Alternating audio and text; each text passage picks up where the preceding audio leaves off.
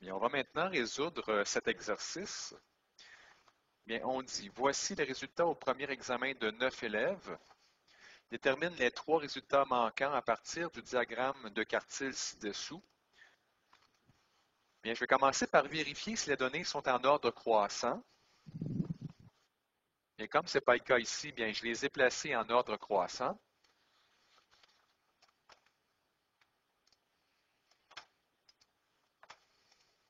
Puis après ça, je vais vérifier s'il y a la présence de la donnée minimale et de la donnée maximale dans la distribution de données. Parce qu'ici, nous avons, dans le diagramme de quartile, la donnée minimale de 52. Et si je regarde dans la série de données qu'on m'a donnée, je n'ai pas 52. Donc, cette donnée est manquante. Et par rapport à la donnée maximale 96, bien, je l'ai dans ma distribution. Ça va. Donc, ça, c'est une donnée manquante. Donc, ici, 52, je peux rajouter cette donnée-là.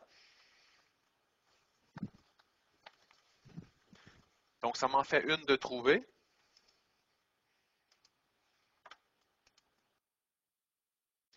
Donc, ici, je l'ai placée dans ma distribution. Et maintenant, je vais vérifier si Q2 est une donnée de ma distribution à l'aide de la formule de la position de la médiane. Alors, j'ai Q2 égale à N plus 1 divisé par 2. Et en tout, j'ai 12 données. En fait, j'en ai 9 présentement. Il en manque 3. Donc, en tout, je dois en avoir 12. Donc, N vaut 12. Alors, si je fais N qui vaut 12 plus 1 divisé par 2, ça fait 13 divisé par 2. Donc, je cherche la 6,5e donnée.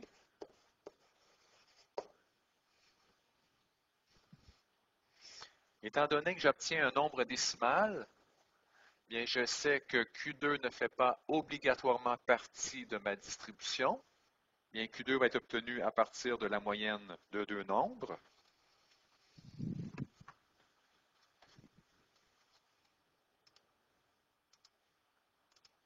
Bien, ici, on a placé Q2. On sait que Q2 vaut 74,5. Alors, si je place 74,5 dans ma distribution de données, donc on sait que ça va être placé entre 74 et 75. Donc maintenant, je vais calculer Q2 pour voir si j'arrive bien à 74,5 à partir de mes deux données qui sont ici. Donc, si je fais Q2 égale à 74 plus 75 divisé par 2, donc la moyenne des deux données qui sont ici, bien, j'obtiens bien 74,5, chose que je devais obtenir. Donc, je peux constater qu'il n'y a pas de données manquantes entre 74 et 75 parce que j'obtiens bien ma médiane de 74,5. Par contre, je constate qu'il y a autant de données à gauche de Q2 qu'il y en a à droite de Q2. Donc, ça signifie qu'il y a une donnée manquante à gauche de Q2 et qu'il y a une donnée manquante à droite de Q2 parce que j'en ai déjà trouvé une ici. Donc, il m'en manque deux. Donc, une à gauche, une à droite de Q2. Et maintenant, je vais vérifier si Q1 fait partie de ma distribution de données. Donc, je reprends ma formule qui détermine la position de Q1. Donc, ici, étant donné que Q2, on a fait le calcul précédemment, on sait que Q2 occupe la 6,5e donnée. Donc, ça signifie que je devrais avoir 6 données à gauche de Q2. Alors, N vaut 6. Donc, ça fait 7 divisé par 2 qui nous donne 3,5. Donc, Q1, en fait, sa position, c'est la 3,5e donnée.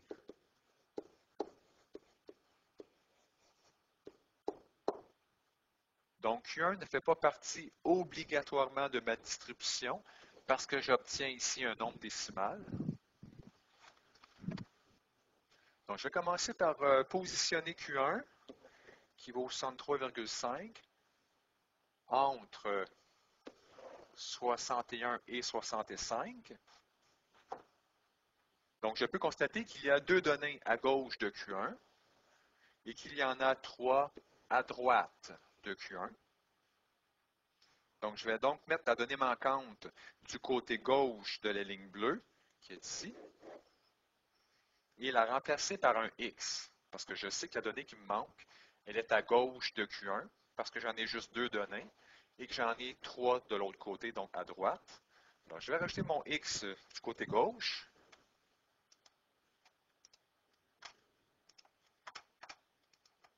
Comme ceci. Donc, étant donné que Q1 doit être compris entre X et 65, donc à mi-chemin entre X et 65, bien, je vais calculer la moyenne de X et de 65, parce que je dois obtenir Q1 de 63,5. Alors, je calcule la moyenne. X plus 65 divisé en 2 doit me donner 63,5, qui est mon Q1 ici. Donc ensuite, je vais juste avoir à isoler X pour trouver sa valeur. Alors ici, je devrais faire une proportion. Alors, je vais mettre 63,5 sur 1 et je vais pouvoir faire mon produit croisé. Alors, une fois X plus 65, ça donne X plus 65, qui est égal à 2 fois 63,5, qui donne 127. Donc maintenant, je vais isoler X. Donc si j'enlève 65 d'un côté, j'enlève 65 de l'autre, alors X va me donner 62. Donc ça, c'est une deuxième donnée manquante. Donc je viens de positionner ici ma deuxième donnée manquante, qui est 62. Donc ça m'en fait 2 de trouver. Il ne m'en reste qu'une troisième donnée manquante. Alors je vais regarder du côté de Q3.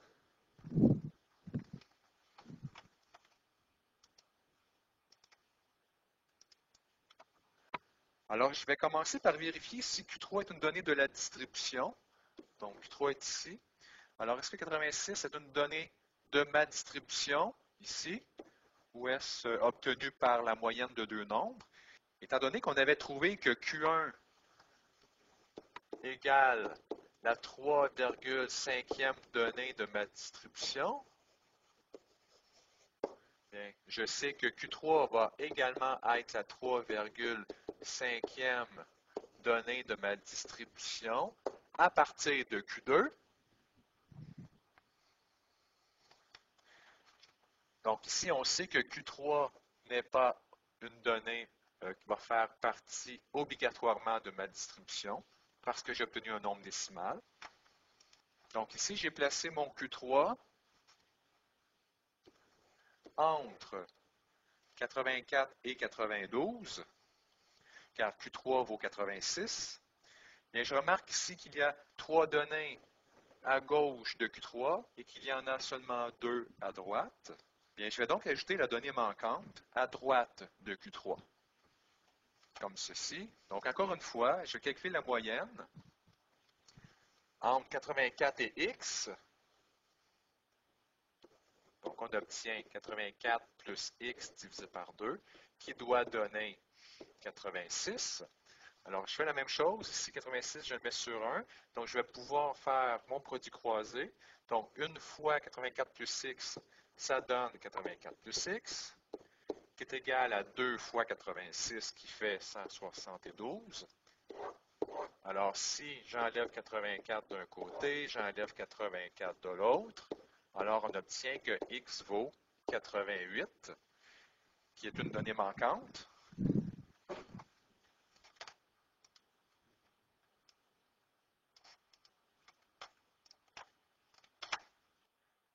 Et voici nos 3 données manquantes de ce problème.